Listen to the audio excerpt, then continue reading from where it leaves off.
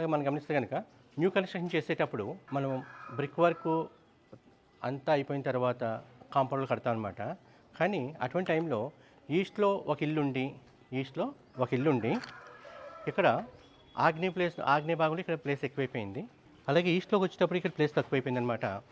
మనం ఏమనుకుంటామంటే ఇల్లంతా అయిపోయిన తర్వాత కాంపౌండ్ కట్టాలనుకుంటాము. కానీ వాస్తవ సైన్స్ కాబట్టి అది అక్కడ ఆగ్నేయం ఎక్కువ, ఇక్కడ ఈస్ట్లో తక్కువ ఉన్న ప్లేస్ని బేస్ చేసుకొని వాస్తవ స్టార్ట్ అయిపోయి మనకి ఆగ్నేయం పెరిగిన దోషం అనేది స్టార్ట్ అవుతుంది అనమాట.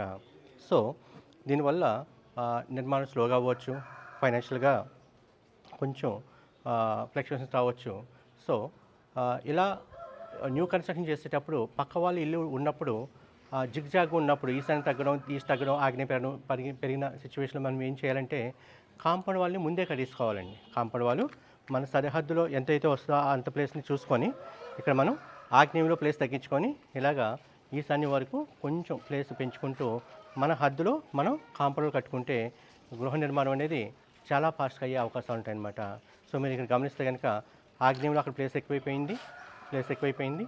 అలాగే ఇక్కడ వచ్చి చూస్తే కనుక ఈస్ట్లో అనేది ప్లేసు తక్కువ ఉందన్నమాట. ఎంత ఉందంటే మనకి ఆగ్నేయంలో 3 ఫీట్లు ఉంటే ఈస్ట్లో ఇక్కడ 2 ఫీట్లు ఉంది. దీని తర్వాత మళ్ళీ ఇక్కడ 3 ఫీట్లు ఉంది. మళ్ళీ అక్కడికి వెళ్ళేటప్పటికి 2.5 అయిపోయింది. ఈశాన్య మూలకి వెళ్ళేటప్పటికి 2.5 అయిపోయింది. దీని ప్రభావం మనం కన్స్ట్రక్షన్ చేసేటప్పుడు ఇల్లు మీద పడే అవకాశాలు ఉంటాయన్నమాట. ఇలా ఉన్నప్పుడు మాత్రం డెఫినెట్గా కాంపౌండ్ వాళ్ళు ముందు రైట్ చేసుకుంటే మాత్రం చాలా చాలా మంచిదన్నమాట. ఇది కన్స్ట్రక్షన్ చేసే బిల్డర్కి, ఇంటి ఓనర్స్కి ఫైనాన్షియల్గా ఇబ్బందులు రాకుండా చేస్తానమాట. సో ఇటువంటి మిస్టేక్ ఉంటే డెఫినెట్గా ఈ విధంగా మీరు రెక్టిఫై చేసుకోండి. Thank you so much.